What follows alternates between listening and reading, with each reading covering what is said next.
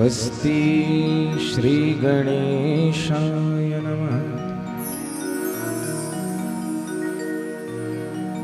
श्री सरस्वत्यै नमः।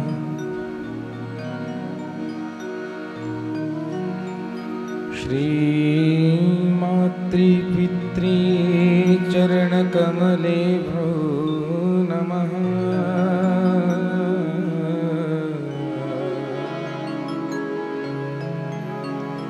श्री गुरु चरणकमलेभ्यो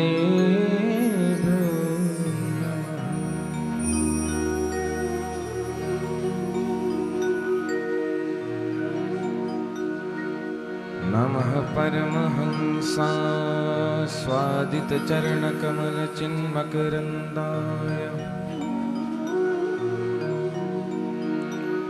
भक्तजनमानस निवासाय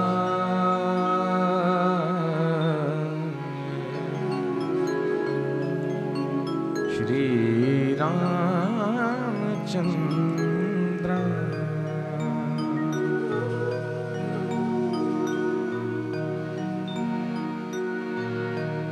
वर्णानामर्थसंघानां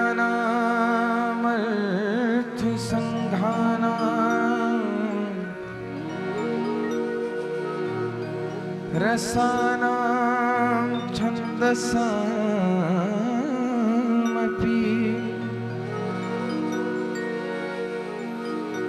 मंगलानां च कर्तारो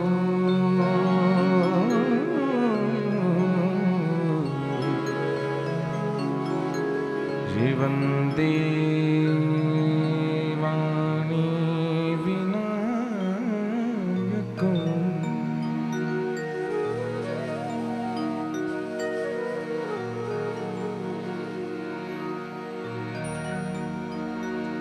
वन्दे बोधमयं नित्यं गुरुं शङ्कररूपिणं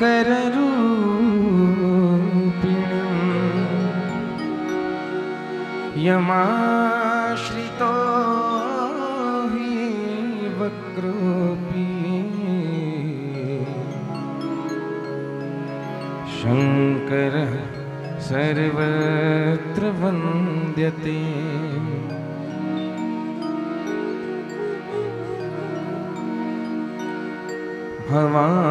भवानि शङ्करो वन्दे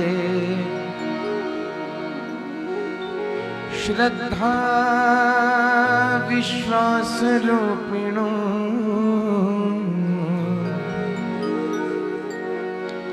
याभ्यां विना न पश्यन्ति सिद्धाः स्वान्तस्थमीश्वरम्।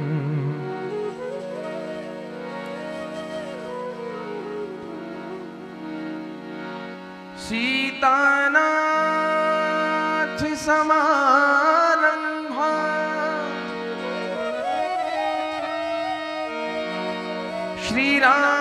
श्रीरामानन्दार्य मध्यमा अस्मदाचार्य पर्यन्ता वन्दे गुरु परम्परा।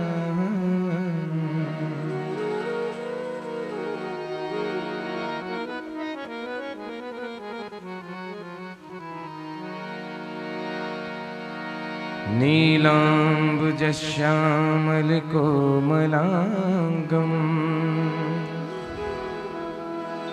सीता समारोपितवान् भागम् पाणौ महासायकचारुचापम् नमामि रामं रघुवंशनाथम्।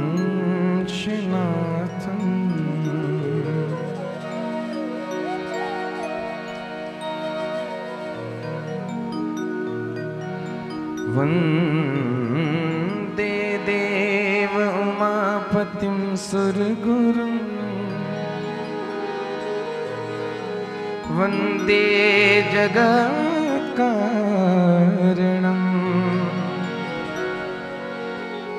वन्दे पन्नगभूषणं मृगधरं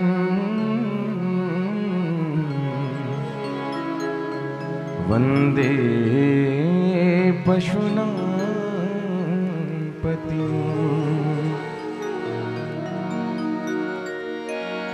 वन्दे सूर्यशशाङ्कवह्निनयनं वन्दे मुकुन्दप्रियं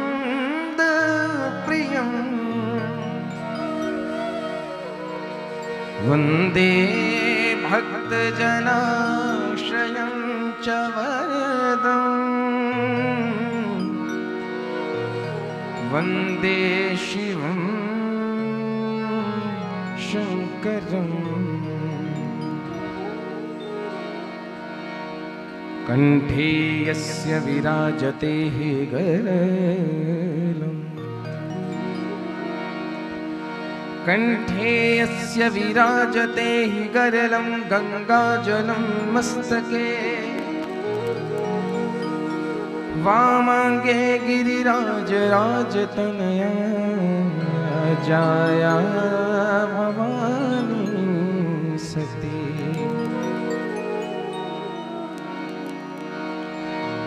नन्दीस्कन्धगणाधिनाथ सहितः श्रीकेदारनाथ प्रभो केदाराञ्चल संस्थिता हि सतत कुर्या सदा मङ्गलम्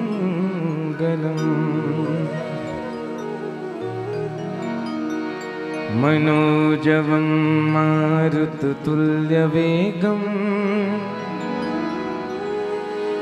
जितेन्द्रियं बुद्धिमतां वरिष्ठं वातात्मजं वानरयूथमुख्यम्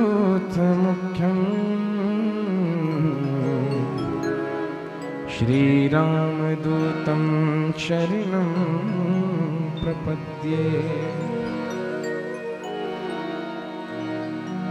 आइए हनुमंत विराजिए कथा कहूँ मति अनुसार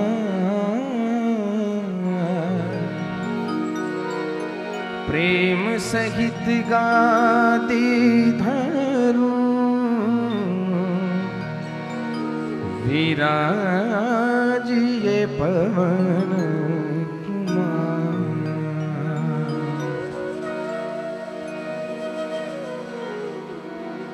विराजिए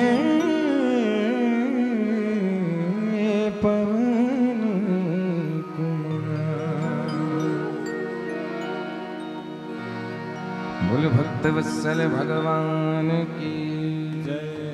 पवन सुत हनुमान की जय। उमापति महादेव की जय। श्री सद्गुरुदेव भगवान की जय। कुलदेव ग्रामदेव इष्टदेव भगवान की जय। श्री कुलजा मैया की जय। क्षेत्रपाल भगवान की जय। आए हुए समस्त भक्तों की जय। माता पिता श्री की जय। संत भगवान की जय। देव समाज की जय। सनातन धर्म की जय। श्री काशी विश्वनाथ भगवान की जय। पशुपतिनाथ भगवान की जय। जय जय श्री सीताराम।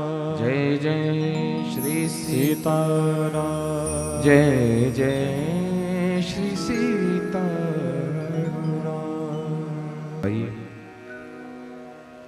आज की इस पावन कथा में अवगाहन करने से पूर्व परम मंगलमय महाशैव भगवान श्री रामचंद्र जी के पावन चरण कमलों का हम सभी आश्रय लें और उनसे यही प्रार्थना करें कि हे सीताराम जी, आपकी अहित की कृपा का वर्षण गत 3 दिनों से हम सभी भक्तजनों के ऊपर होता आ रहा है। हे नारायण, हे नाम जी महाराज, बस आपकी ही कृपा हम सभी पर इसी तरह बनी रहे। ऐसा ही भाव लेकर के श्री रामचंद्र जी के श्री चरणों में हम सभी प्रार्थना करें, क्योंकि शिव कथा बिना राम जी के समझ आने वाली नहीं है। शिव कथा का प्रवेश राम कथा से मिलता है और राम कथा का प्रवेश शिव कथा से मिलता है। बोलिए शंकर भगवान की जय। तो आइए प्रेम भाव से मिलकर मेरे साथ श्री राम जी के पावन चरण कमलों का आश्रय लें। सीताराम सीताराम सीताराम कहिए, सीताराम सीताराम सीताराम कहिए, सीताराम सीताराम सीताराम कहिए, सीताराम सीताराम सीताराम कहिए। चाहे विधि राखे राम ताहि विधि रहिए, चाहे विधि राखे राम ताहि विधि रहिए, चाहे विधि राखे राम ताहि विधि रहिए, चाहे विधि राखे राम ताहि विधि रहिए। सीताराम सीताराम सीताराम कहिए, ओ सीताराम सीताराम सीताराम कहिए, सीताराम सीताराम सीताराम कहिए, सीताराम सीताराम सीताराम कहिए।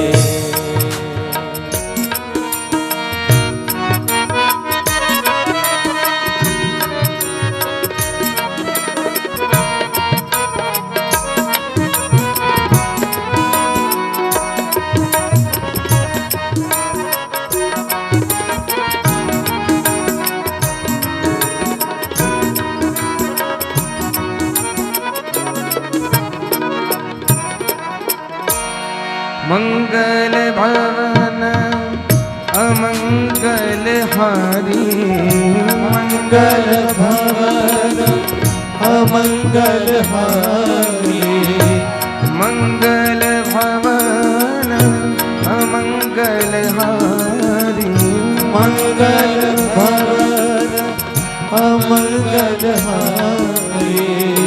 उमा सहित जेहि जपे त्रिपुरारी, उमा सहित जेहि जपे इसलिए सभी गाइए। त्रिपुरारी। सीताराम सीताराम सीताराम गाए जा, सीताराम सीताराम सीताराम गाए जा। जय जय। सीताराम सीताराम सीताराम गाए जा, सीताराम सीताराम सीताराम गाए जा। भक्ति स्वतंत्र सकल गुण खानी,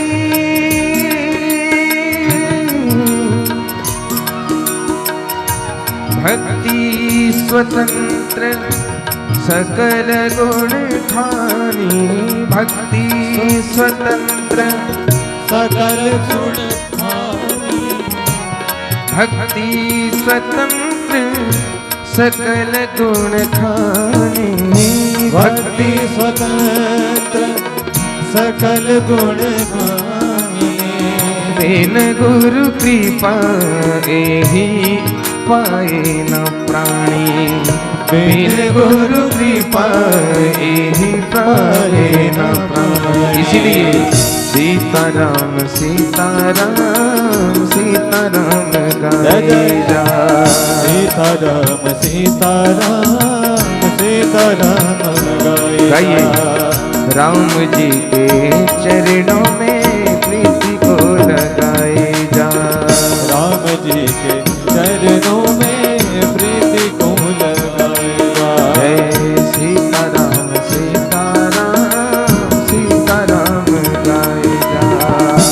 सीताराम सीताराम सीताराम गाए जा।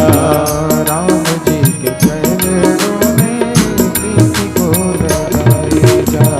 राम जी के चरणों में प्रीति को लगाए प्रीति को लगाए, प्रीति को लगाए प्रीति को लगाए, प्रीति को लगाए प्रीति को लगाए जा।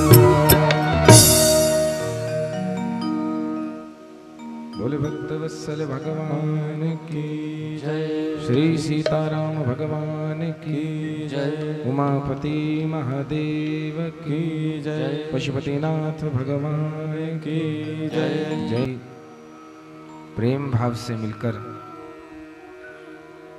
मेरे साथ कहिए, हरि शरणम हरि शरणम हरि शरणम। इसका अर्थ है कि हे नारायण,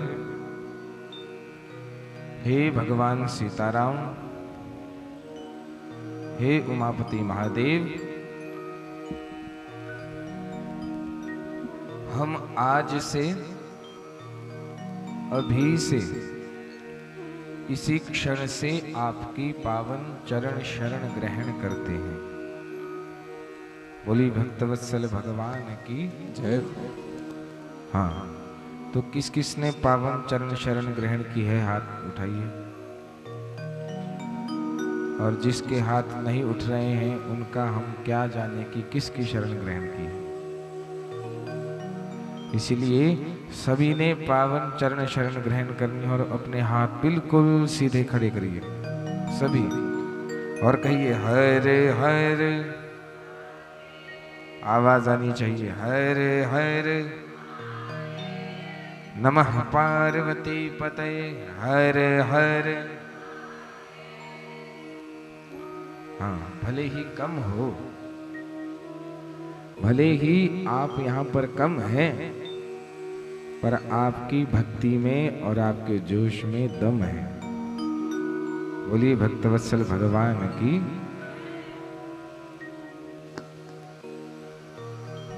परम मंगलमय परात्पर अखिलेश्वर अकारण करुणा वर्णालय भक्तवांछित भगवान भूत भावन भूतेश्वर भोलेनाथ और गणदानी बाबा पशुपतिनाथ जी के पावन चरण कमलों का आश्रय लेकर प्राचीन शिव मंदिर खड़ा पत्थर के पावन सानिध्य में भगवान शिव शंकर महादेव की अहित की कृपा के फलस्वरूप और पूज्य गुरुदेव जी के आशीर्वाद के फलस्वरूप हम सभी को आज श्री शिव महापुराण अंतर्गत चतुर्थ दिवस की कथा को कहने और आप लोगों को सुनने का सुअवसर प्राप्त हुआ है। बोलिए शिव शंकर भगवान की। हाँ, श्री शिव महापुराण में वर्णन आता है, जन्मांतरे भवेत् पुण्य महत्यस्य सुधीमतः तस्य प्रीतिर्भवेत् तत्र महाभाग्यवतो मुने। श्री शिव महापुराण कहती है कि एक नहीं, दो नहीं, 10 नहीं, जन्मांतरे भवेत् पुण्यम। जब जन्म जन्मांतर के कल्प कल्पांतर के हमारे किए हुए शुभ कर्मों के फलस्वरूप जो भाग्य उदय होते हैं, क्या उदय होते हैं? हमारे भाग्य।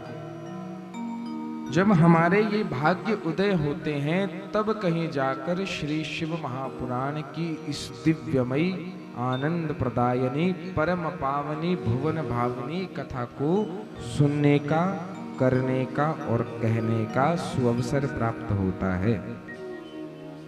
हर किसी को सुअवसर प्राप्त नहीं होता। बिना भगवान की कृपा से ये अवसर आपको मिलता ही नहीं है। ये मैं नहीं कह रहा हूं, ऐसा नहीं है कि मैं अपने आप कह रहा हूं, ये संत महापुरुषों ने कहा है। कौन से संत ने? श्री रामचरितमानस के प्रकांड विद्वान, जिन्होंने रामचरितमानस को रचा है। भगवान शिव शंकर ने जिस ग्रंथ पर अपने सिग्नेचर किए हैं, हस्ताक्षर किए हैं कि हाँ मैं गारंटी देता हूं कि ये साक्षात राम जी का है ग्रंथ, श्री रामचरितमानस, उसमें ये वर्णन आया है कि इस कथा को सुनने का ये पावन अवसर हर किसी को प्राप्त नहीं होता है।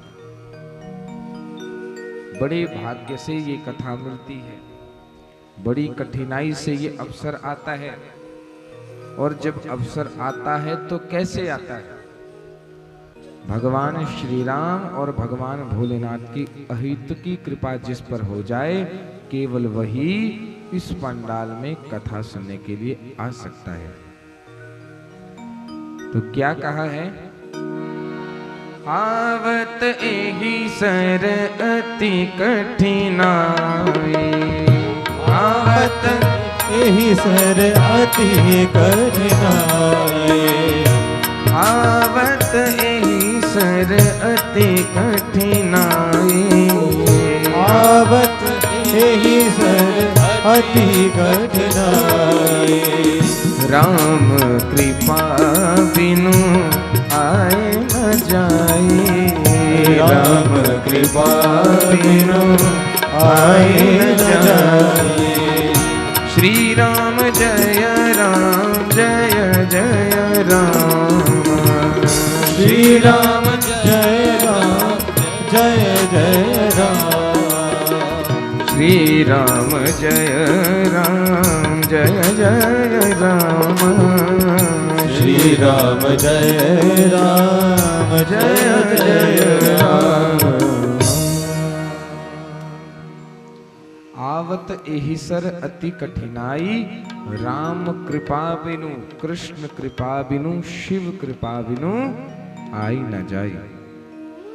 इसलिए हम सभी भक्तों पर महादेव की अहेतुकी कृपा है, राम जी की अहेतुकी कृपा है, जिसके फलस्वरूप हमें श्री शिव महापुराण की कथा को श्रवण करने का, उसमें गोता लगाने का, उसमें अवगाहन करने का ये पुण्य अवसर प्राप्त हुआ है। बोलिए शिव शंकर भगवान की जय। प्रिय भक्तजनों, कल की कथा में आपने नारद जी का मोह, उनकी तपस्या और उनके साथ जो भगवान ने लीलाएं की उनका वर्णन सुना।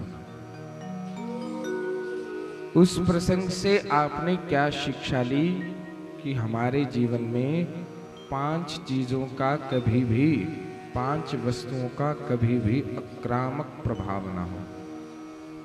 ये 5 वस्तुएं कौन सी थी? 5 रोग कौन से थे बताइए? बहुत अच्छे। काम, क्रोध, लोभ, मोह और अहंकार। बोलिए भक्तवत्सल भगवान की जय। सभी माताएं धन्य हैं, सब याद रखती है कथाएं। हाँ, कल का प्रसंग सभी को याद है। तो नारद जी के साथ ये दिव्य लीला करके भगवान महादेव ने भगवान नारायण को माध्यम बनाकर और नारद जी को माध्यम बनाकर हम सबको ये समझाने का प्रयास किया है कि हमारे जीवन में काम, क्रोध, लोभ, मोह और अहंकार, ये 5 चीजें कभी आनी नहीं चाहिए। किसी ने प्रश्न किया कि यदि ये 5 चीजों को गायब कर दिया जाए तो क्या होगा? क्योंकि जब ये वस्तुएं अच्छी ही नहीं हैं तो जीवन में रख के लाभ क्या है? देखिए, हर सिक्के के 2 पहलू होते हैं, हेड और टेल। ताली एक हाथ से नहीं बजती। यदि दिन है तो रात्रि भी है, यदि असत्य है तो सत्य भी है, यदि पाखंड है तो प्रेम भी है। यदि अश्रद्धा है तो श्रद्धा भी है। उसी प्रकार यदि भक्ति सुदृढ़ है तो कामदेव के इन 5 बाणों से कोई ना कोई व्यक्ति जो है वो आक्रामक स्वभाव का हो जाएगा। इन 5 रोगों से ग्रसित होता ही होता है, और कोई एक नहीं होता है, हम सभी होते हैं। इन रोगों से हम रोगग्रस्त न हो, इसलिए तो भगवान ने अपनी कथा का वर्णन हम सभी के जीवन में किया है। बोलिए शिव शंकर भगवान की। इसलिए हम आप सभी बड़भागी हैं जो प्राचीन शिव मंदिर कमेटी और गौरी कीर्तन मंडल के सौजन्य से, आप सभी माताओं के आशीर्वाद से, सहयोग से और बाबा पशुपतिनाथ जी खड़ा पत्थर जी के अहेतुकी कृपा के फलस्वरूप उनकी ये परम पावनी कथा हम सभी को आज प्राप्त हो रही है। बोलिए शंकर भगवान की जय। तो बंधुओं, कल की कथा में नारद प्रसंग आपने श्रवण किया। तदोपरांत गुणनिधि की कथा यहाँ पर आती है। नारद जी ने प्रश्न किया कि हे महाराज, हमने सुना है कि जो गुणनिधि जी हैं वे ही अगले जन्म में कुबेर बन के आए, तृतीय जन्म में, और भगवान भोलेनाथ के परम मित्र बने। क्या बने? हाँ, परम मित्र। तो ये परम मित्र कैसे बने? और जब गुणनिधि बन ही गए थे तो उन्हें दंभ और कुबेर बनने की क्या आवश्यकता पड़ गई? हे महाराज, यह प्रसंग हम श्रवण करना चाहते हैं। बोलिए शंकर भगवान की जय। तब ब्रह्मा जी श्री नारद जी महाराज जी से कहने लगे,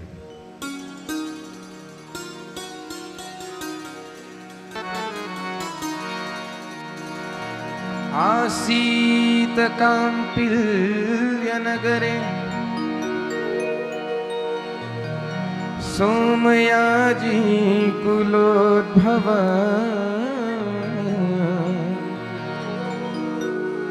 दीक्षितो यज्ञदत्याख्यो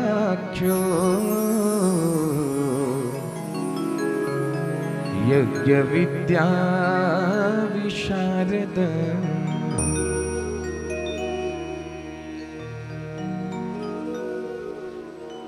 ब्रह्मा जी नारद जी से कह रहे हैं,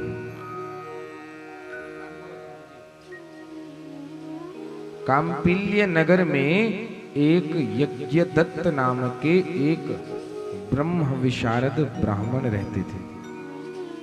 क्या नाम था नगर का? काम्पिल्य नगर। क्या नाम था? काम्पिल्य नगर। वहां पर एक यज्ञ विशारद, यज्ञ विशारद अर्थात जो यज्ञ, वेद और शास्त्र इन तीनों के जानकार हो, उन्हें कहते हैं यज्ञ विशारद ब्राह्मण। जो शास्त्रों को पढ़ता हो उन्हें कहते हैं शास्त्री। जो उस ज्ञान को अपने जीवन में अपना ले उसे कहते हैं आचार्य। आजकल की शास्त्रीय आचार्य नहीं, वास्तविक आचार्य, गुरु परंपरा से प्राप्त हुई विद्या, उसके फलस्वरूप। तो ये ब्राह्मण देवता कैसे थे? बोले यहां लिखा है यज्ञ विशारद ब्राह्मण थे महाराज। यज्ञ करते थे, जप करते थे, तप करते थे और अपने ब्राह्मण कर्म के फलस्वरूप सभी को ही निशुल्क शिक्षा प्रदान करते थे। बहुत तगड़ी यजमानी थी इनकी। यजमानों का व्रत बहुल फैला हुआ था और इनके यहाँ एक पुत्र हुआ जिसका नाम रख दिया गया गुणनिधि। क्या नाम रखा? अरे जम के बोलो, गुणनिधि। तो जब ये पुत्र हुआ तो ब्राह्मण देवता ने ये सोचा कि मेरा पुत्र बड़ा विद्वान बनेगा, मैं उसे ऐसा पढ़ाऊंगा। क्या बनेगा? लेकिन ये क्या बन गया? एक नंबर का चोर। हाँ, चोर बन गया। अब ये भी ध्यान रखना कि ये चोर कैसे बना। ये कथा आपकी है, ये कथा हमारी है, ये कथा हम सब की है। क्योंकि कथा कहानी नहीं है। कहानी आपको मजा दे सकती है, प्रसन्नता दे सकती है, लेकिन आपको आनंद नहीं दे सकती। आनंद यदि इस संसार में कहीं है तो या तो भगवत भक्ति में है या फिर भगवत कथा में है। इसीलिए आप बड़े प्रेम से इस कथा को सुने। ब्राह्मण ने सोचा कि मैं अपने पुत्र को बड़ा विद्वान बनाऊंगा, लेकिन यहाँ जो गुण निधि था उसमें अवगुण ही इतने थे, इतने अवगुण थे कि वो एक नंबर का जुआरी बन गया। क्या बन गया? जुआरी, चोर। और वो करता क्या था? अपनी माता के पास से बहुत सारा धन ले जाता था और उससे जुआ खेलता था। क्या खेलता था? जुआ। कलयुग के 5 महापापों में ये आते हैं। कलयुग के 5 महापापों में एक पाप है जुआ। इतना बड़ा पाप ये बालक करता था। अपनी माता से सारा धन ले जाता था, अपने घर की सारी वस्तुएं ले जाता था और सारा सामान जुआरियों को जाके बेच देता था। और उससे जो धन अर्जित होता उससे क्या करता था? जुआ खेलता था। और तो और ब्राह्मण का पुत्र होकर, एक ब्राह्मण का पुत्र होकर अपने कर्म से, अपने धर्म से, अपने ज्ञान से विमुख था। माता पिता इसे पढ़ने के लिए गुरुकुल में भेजते थे, लेकिन ये क्या करता था? बीच मार्ग से जुआरियों के साथ चला जाता था, विद्यालय नहीं जाता था। मूर्ख लोगों को ऐसे ही लोगों के साथ जाने में आनंद आता है। अपने कर्म से विमुख, ना प्रातःकालीन संध्या करता, ना तिलक धारण करता, ना ही धर्मोपदेश करता, ना ही ज्ञान किसी को लेता ना देता। ऐसा था ये गुणनिधि। उसकी मां, गुणनिधि की जो मां थी, उसकी सबसे बड़ी गलती क्या थी? उसका सबसे बड़ा अपराध यही था कि वो अपने पुत्र गुणनिधि से बहुत प्रेम करती थी। क्या करती थी? अरे जम के बोलो। हाँ, तो ऐसे सुस्ताए क्यों हो? नींद लग रही है महाराज। उसकी मां ये सबसे बड़ा अपराध कर बैठी कि वो अपने पुत्र से प्रेम करती थी। अब बताइए, एक मां यदि अपने पुत्र को प्रेम करती है तो ये पाप है क्या? एक मां यदि अपने बच्चे को प्रेम करे तो क्या ये पाप है? तो फिर यहाँ ऐसा क्यों कहा कि वो अपने बच्चे से प्रेम करती थी? ये सबसे बड़ा अपराध हो गया। शिव महापुराण की कथा गूढ़ विषय है, बड़े ध्यान से सुनिए। एक माता का अपने पुत्र के प्रति इतना स्नेह होता है कि है तो वो मनुष्य, परंतु यदि सामने सिंह भी आ जाए तो शेरनी की तरह उसकी रक्षा करती है। इतना प्रेम एक माता अपने संतान से करती है। तो फिर ऐसा क्यों कहा कि सबसे बड़ा अपराध हो गया एक मां का अपने पुत्र के प्रति? देखिए, किसी मां के पुत्र में यदि अवगुण हो, क्या हो? अवगुण, तो आप ये बताइए कि यदि आपके पुत्र में अवगुण होंगे तो क्या आप पुत्र के पिता के पास बताएंगी या नहीं बताएंगी? बताएंगी? हाँ, तो ये आपका अपराध नहीं हुआ। लेकिन गुण निधि की मां क्या करती थी? उसका कोई भी अपराध पिता के पास नहीं बताती थी, कोई भी सारी बातें छुपाती थी। बंधुओं ध्यान रखना, एक पिता कभी नहीं चाहता कि उसके पुत्र का जीवन अंधकारमय हो।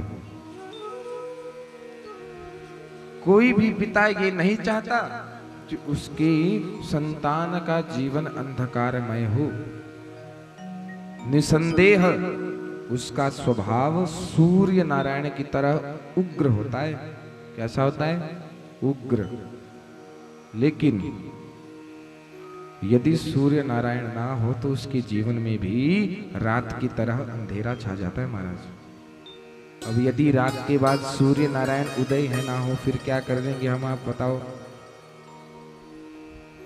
पिता हमारे जीवन में एक सूर्य की तरह है और माता हमारे जीवन में चंद्रमा की तरह है।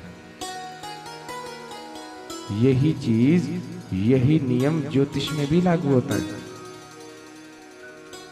ज्योतिष में भी सूर्य पिता के कारक हैं और चंद्रमा माता के कारक हैं। अब कहने का भाव ये है कि एक माता का यही कर्तव्य होता है कि वो अपने संतान की बड़ी ध्यान से देखभाल करे। ये तो सब करते हैं, लेकिन देखभाल कैसी कि कहीं वो कुकर्म तो नहीं कर रहा है, कहीं वो असत्य भाषण तो नहीं कर रहा है, कहीं वो अपने पिता की आज्ञा की अवहेलना तो नहीं कर रहा है। यही धर्म है पुत्र का कि नहीं है? बताइए। एक माता का यही कर्तव्य है कि वो अपने पुत्र को ऐसा ज्ञान दे कि कभी भी वो कुमार्ग पे ना चले। पुत्र को ज्ञान देना पिता का धर्म नहीं है, याद रखना। आपका पुत्र कैसा है ये आपके ऊपर निर्भर करता है, पिता का कोई लेना देना नहीं है। क्यों? अब आप ये सोच रहे होंगे ये क्या बात थी। देखिए, शास्त्र इसका प्रमाण देते हैं। एक बालक, उसका आचार व्यवहार कैसा है ये माता पे निर्भर करता है।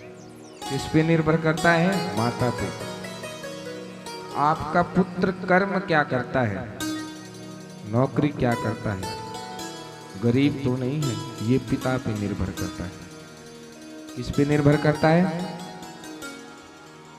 हाँ, और अगर ये दोनों ही ना हो तो फिर उसका अपना दुर्भाग्य है। हाँ, फिर कुछ नहीं कर सकते। इसीलिए गुणनिधि की माँ को ये करना चाहिए था कि उसे उसके हर एक अवगुण उसके पिता के पास बताने चाहिए थे। बताने चाहिए थे कि नहीं बताने चाहिए थे? अरे जम के बोलो। हाँ, लेकिन उन्होंने क्या किया? कुछ भी नहीं बताया, सब जो। अब देखिए, यहाँ वर्णन आता है कि सायंकाल को जब गुणनिधि के पिता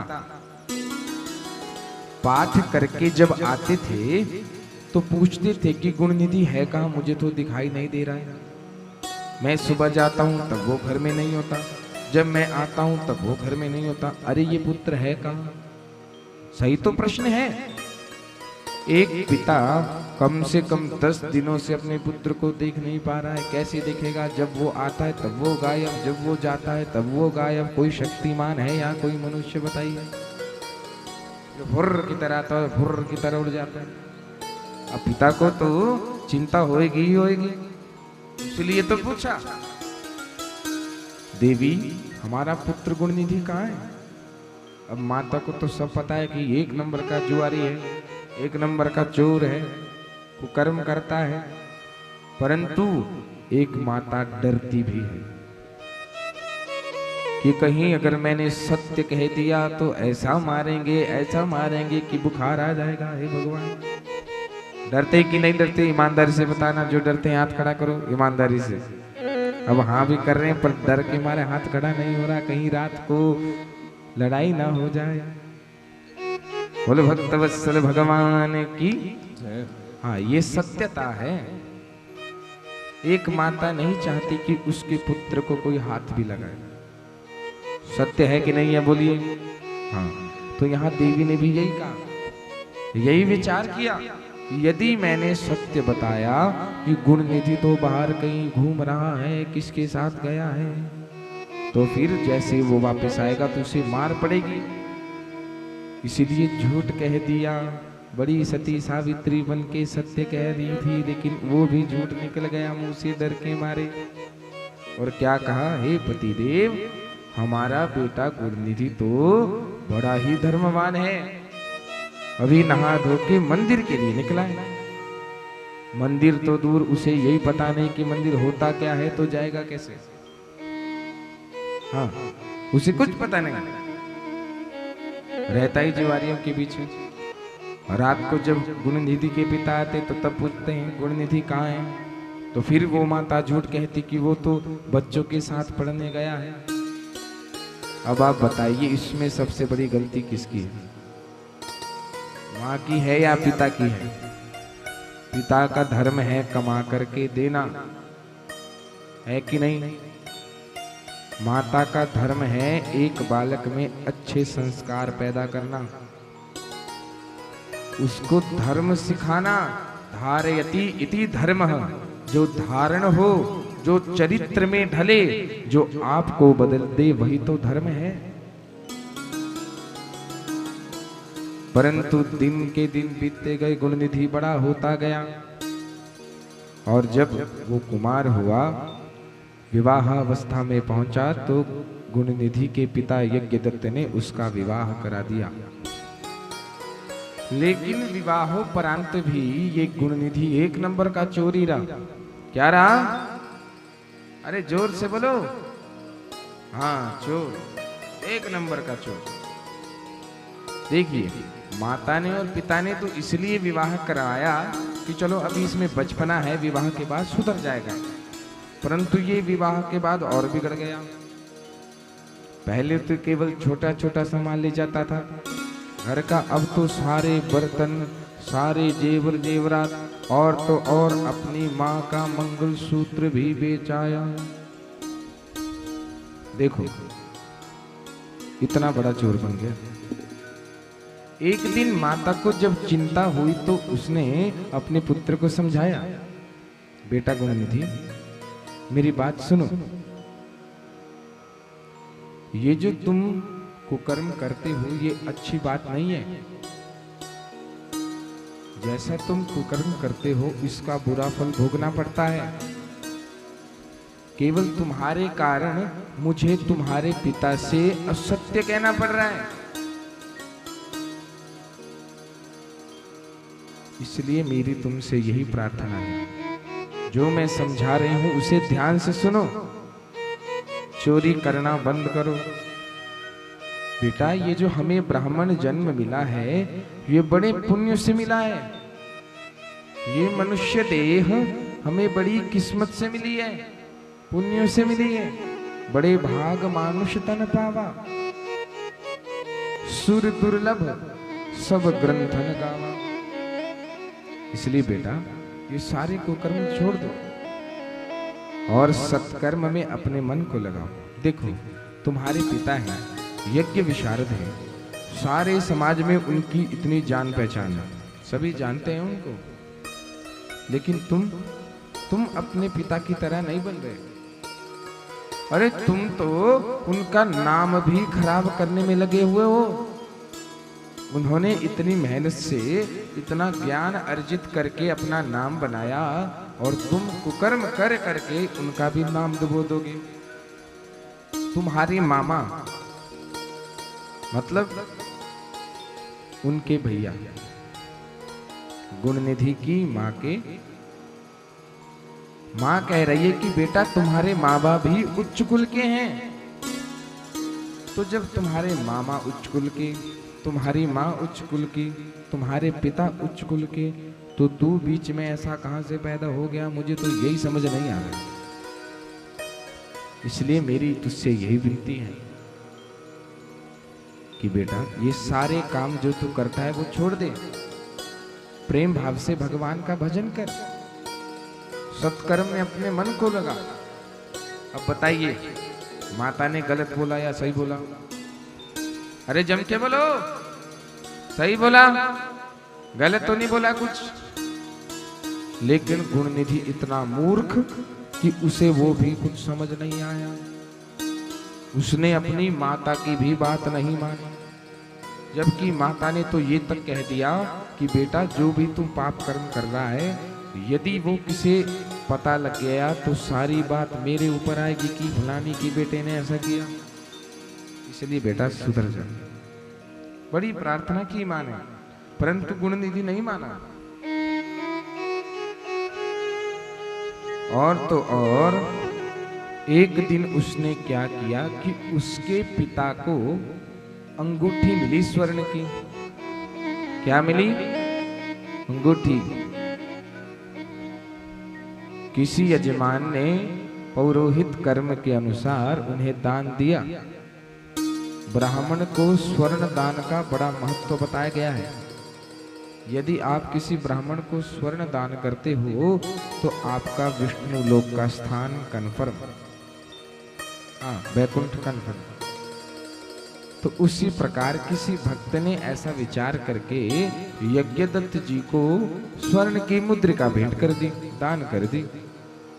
और उन्होंने आकर अपनी पत्नी को अर्थात गुणनिधि की मां को वो दे दी कि हे लक्ष्मी, इसे अपने पास रखो। गुणनिधि को वो सब दिख गया कि पिताजी बढ़िया माल लाए हैं, अब तो बहुत पैसा मिलेगा। जैसे ही रात्रि को यज्ञदत्त जी सोए, गुणनिधि गया और उसने वो अंगूठी चुरा ली और सुबह जाकर एक जुआरी को क्या कर दी? बेच दी। बोले भक्तवत्सल भगवान की। अगले दिन यज्ञदत्त जी जब सायंकालीन संध्या के समय अपना पौरोहित कर्म करके वापस यजमान के घर से आ रहे थे, तो मार्ग में उन यज्ञदत्त जी को वो जुआरी मिल गया जिसको वो अंगूठी दी थी। उनकी नजर उस उंगली पर पड़ गई। यज्ञदत्त जी की नजर उस जुआरी की उंगली पर पहनी हुई उस अंगूठी पर पड़ी। यज्ञदत्त जी सोचने लगे, अरे ये मुद्रिका तो मुझे मेरे यजमान ने दी, ये इसके पास कहां से है? लगता है ये चोर है, पकड़ो इसे। तुरंत भागे और जुआरी को कस के पकड़ लिया। हे, ये मुद्रिका तुम्हारे पास कैसे आई? तुम चोर हो एक नंबर के, चलो मेरी मुद्रिका वापस करो। भरी बाजार में महाराज सबके सामने बेइज्जती कर डाली उसकी। जुआरी को बड़ा गुस्सा है। अरे ब्राह्मण देवता, आप क्यों सबके सामने मेरी बेइज्जती कर रहे हैं, जबकि आपको असली बात का पता ही नहीं है।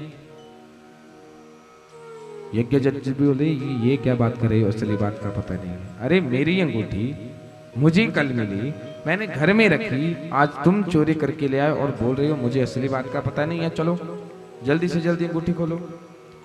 महाराज जुआरी कहने लगा कि अब ये अंगूठी आपकी नहीं रही।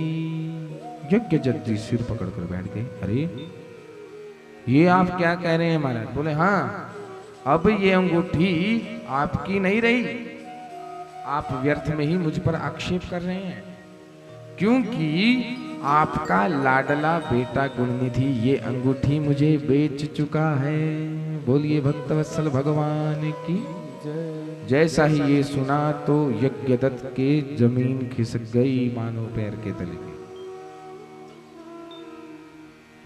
बिल्कुल चिंतातुर होकर वो कहने लगे कि अरे तुम क्या बकवास कर रहे हो, मेरा पुत्र गुणनिधि तो महान है, वो तो धर्म शास्त्रों का ज्ञाता है, वो तो धर्म शास्त्र पढ़ता है। वो कब से जुआरी बन गया भाई? जुआरी उसको देखकर उंगली करके कहने लगा, देखो देखो देखो, इस जगह पे सबसे बड़ा जुआरी तो तेरा बेटा है और तुझे खबर तक नहीं है, और तू कह रहा है कि वो बड़ा धर्मात्मा है। अरे जाओ जाओ, जाकर अपने घर में देखो, जो आपने अपनी पत्नी को रेशम की साड़ी दी थी, क्या वो वहां है? आपको जो यजमान ने मुद्रिका स्वर्ण की प्रदान की थी, क्या वो वहां है? जाओ जाओ देख के आओ, फिर बात करते हैं। बड़े आए और महाराज यज्ञदत्त जी को इतनी लज्जा हो गई कि उनको अपना मुख ढक के, एक कपड़े से अपना मुख ढक के जाना पड़ा। धिक्कार है ऐसी संतान पर, धिक्कार है ऐसी संतान पर जिस संतान के कारण एक पिता को अपना मुख ढकना पड़े। धिक्कार है। अरे पुत्र और पुत्री इसलिए होती है कि वो अपने पिता का नाम रोशन करे। अरे पिता जब छाती चौड़ी करके, सीना चौड़ा करके चलता है तो उसे अपने पुत्र पर, अपनी पुत्री पर गर्व होता है कि मेरे पुत्र ने अच्छा काम किया है। इसलिए आंतरिक प्रसन्नता होती है महाराज। होती है कि नहीं होती है? बोलो, होती है कि नहीं होती है? लेकिन आज गुण निधि ने क्या किया? इतने यज्ञ विशारद अपने पिता को बेइज्जत करवा दिया, उनका अपमान करा दिया, जिसके कारण उनको कपड़े से मुख ढककर अपनी शक्ल बचाकर भागना पड़ा कि कहीं कोई देख ना ले महाराज। और बड़ा क्रोध आया। भागते हुए ही अपनी पत्नी के पास गए और जब पत्नी के पास गए तो जाकर क्या कहा? बड़े ध्यान से सुनना। पत्नी के पास गए और पहले तो बड़े प्यार से पत्नी की भी परीक्षा है यहाँ ली हुई। पहले पत्नी की परीक्षा ली, पुत्र को तो बाद में पूछा। पुत्र कहाँ है, क्या कर रहा है, कोई लेना देना नहीं। पहले जिसके कारण संस्कार इसमें गए, पहले उसको पकड़ो। पत्नी को पूछा, हे देवी, मैंने जो तुम्हें कल रात को स्वर्ण की मुद्रिका दी थी, जरा वो लाना। अब उसकी मां के होश उड़ गए। अब मुद्रिका कहां से लाए जब है ही नहीं? क्योंकि पता तो उसको है कि मुद्रिका तो उसका बेटा गुणनिधि बेच आया है। अब जरा सोचिए, तनिक विचार कीजिए, अपने आप को मानकर इस कथा को महसूस करिए। भाव ऐसा लाइए कि गुणनिधि की माता आप हैं। आपके पति आपको आकर पूछें, जबकि आपको पता है कि हमारा बेटा जो स्वर्ण मुद्रिका है उसको बेच आया, और आपसे आके पूछें कि लाओ देवी जरा मुद्रिका लाना, तो आपको डर लगेगा कि नहीं लगेगा? बताओ, लगेगा? तो उस समय आप क्या करेंगे बताइए? ये तो कहेंगे कि नहीं कि जाओ महाराज, गुणनिधि चोर है, इसको 2 पटाखे लगाओ। नहीं कहेंगे, नहीं कह सकते। भय लगेगा आपको बताने में, लगेगा कि नहीं लगेगा? लगेगा ना।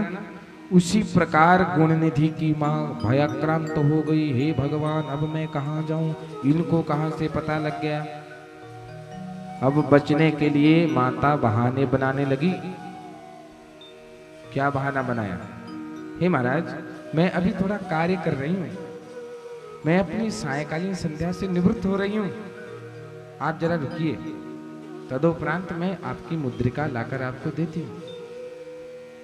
ब्राह्मण मन में सोचने लगा, देखो कितना झूठ कह रही है, ये जानती है कि मुद्रिका है ही नहीं, परंतु फिर भी कितने पक्के विश्वास से कह रही है कि अभी लाके देती हूं। ब्राह्मण मन ही मन सोचने लगे कि ये भी एक नंबर की झूठी निकलेगी। जैसा इसका पुत्र वैसी इसकी मां। अरे होगी क्यों नहीं, दोनों में एक जैसे संस्कार भरे पड़े। बोलिए भक्तवत्सल भगवान की जय। दोनों में एक जैसे संस्कार पड़े। कुछ क्षणों बाद फिर यज्ञदत्त जी ने पूछा, देवी अब तो 2.5 घड़ी बीत गई, अब तो मेरी मुद्रिका लाओ। और तो और, चलो मुद्रिका रहने दो, मैंने तुम्हें जो यजमान के यहां से आई हुई रेशम की साड़ी दी थी, जरा उसे लाना। अब ब्राह्मणी फिर डर गई, लाए तो लाए कहां से जब है ही नहीं। सोचते रहना, विचार करते रहना। यदि आपके साथ ऐसा हो जाए तो, भगवान ना करे कि ऐसा हो, लेकिन कथा, मैंने आपको कहा कि ये कथा हमारी है, ये कथा आपकी है, ये कथा हम सबकी है। जब तक हम इसमें डूबेंगे नहीं, इसके प्रत्येक कैरेक्टर को अपने ऊपर ढालकर नहीं देखेंगे, तब तक कथा समझ नहीं आएगी। आपको आवाज तो सही आ रही है मेरी कि नहीं आ रही है? कम तो नहीं आ रही? ठीक आ रही है? बहुत बढ़िया। इसलिए दोनों हाथ उठाकर कहिए हर हर महादेव। तो बंधुओं, अब जब बहाने इतने बना दिए, तो क्या इधर वर्णन आया है कि हे देवी, तुम्हें लज्जा नहीं आती? अब ब्राह्मण को तो क्रोध आना स्वाभाविक ही था। हे देवी, तुम्हें लज्जा नहीं आती? इतना असत्य भाषित करते हुए तुम्हें लज्जा नहीं आती? अरे तुम जानती हो कि तुम्हारा पुत्र गुणनिधि 1 नंबर का चोर है। तुमने ये बात मुझसे छिपाई। तुम जानती थी कि गुणनिधि घर का एक एक सामान ले जाकर बाजार में जुआरी को बेच रहा है, और तुमने उसे ऐसा कुकर्म करने से रोका नहीं। धिक्कार है तुम्हें। अरे शर्म आनी चाहिए तुम्हें। तुमने अपनी सारी मर्यादाओं का उल्लंघन किया है। और क्या कहने लगे?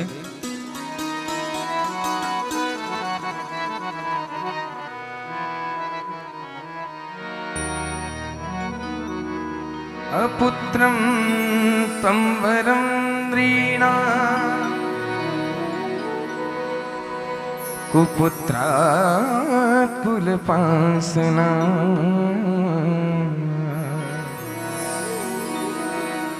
त्यजेदेकं कुलस्यार्धे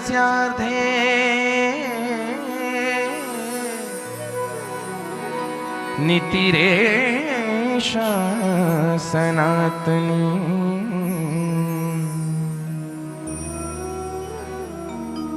हे देवी, तुमने मेरे साथ छल किया है।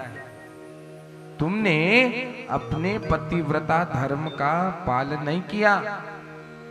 तुमने मुझसे झूठ कहा है। इसलिए इस महापाप के बदले मैं तुम्हारा परित्याग करता हूं। जाओ, निकल जाओ मेरे घर से। महाराज, शास्त्र कहते हैं कि अपुत्रत्वं वरम नृणाम कुपुत्रात् कुलपांसनात् त्यजेदेकं कुलस्यार्धे नीतिरेषा सनातनी।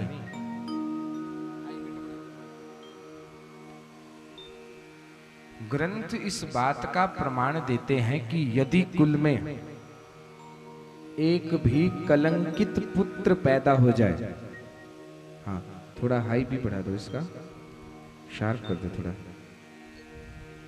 नारायण। यदि कुल में एक भी कलंकित पुत्र पैदा हो जाए, चाहे वो कितना भी प्यारा हो, यदि उसके कारण हमारे कुल का नाम खराब हो रहा है, तो उसका परित्याग कर दो। चाणक्य नीति कहती है। शिव पुराण भी उसका प्रमाण देता है। शिव पुराण की रुद्र संहिता के 17वें अध्याय का 60वां श्लोक इस बात का प्रमाण देता है। एक कुल को कलंकित करने वाले कुपुत्र की अपेक्षा तो मनुष्य का संतानहीन होना ही अच्छा है। बहुत अच्छा है कि बेटा नहीं है। महाराज, हमारे हिमाचल प्रदेश की घटना है 2009 की। आज से 14 वर्ष पूर्व की बात है। अखबार के फ्रंट पेज पे छपी थी ये बात। चंबा की बात है। चंबा नाम तो सुना होगा। चंबा में एक माता ने मांग मांग के देवी देवताओं से पुत्र मांगा। हे देवता पुत्र दे दे, हे माता पुत्र दे दे। एक बात बंधुओं याद रखना, जिस मनुष्य के जीवन में पुत्री है, अच्छी बात है। पुत्री होना बुरी बात नहीं है, अच्छी बात है। जिस मनुष्य के जीवन में पुत्र है तो भी ठीक है, लेकिन जिस मनुष्य के कोई संतान नहीं है तो सोच लेना कि बहुत अच्छी बात है। गरुड़ पुराण इस बात का प्रमाण देता है महाराज। गरुड़ पुराण में लिखा है, गरुड़ जी महाराज कह रहे हैं कि यदि किसी के यहाँ पुत्र और पुत्री नहीं है तो ये समझ लीजिए कि आपके पास भक्ति करने का अवसर है। क्या है? भक्ति करने का अवसर। लेकिन हम फिर भी देवी देवताओं से मांग करके मांग के अपना खुद का सत्यानाश करते हैं कि नहीं करते हैं? बोलो। अब आप सोच रहे होंगे कि ऐसा महाराज जी क्यों कह रहे हैं। अब सुनना, चंबा में उस माता ने देवी देवताओं से मांग करके एक पुत्र उत्पन्न किया, और जब वो दुष्ट पुत्र बड़ा हुआ, एक नंबर का चोर बना। इतना दुष्ट कि उसने एक दिन दराट से अपनी माता का गला काट दिया। क्या कर दिया? गला काट दिया। किसका? अपनी मां का। विचार करना। जिसने उसको 9 महीने अपनी कोख में रखा, उसे प्राप्त करने के लिए वो किस किस देवता के दर पे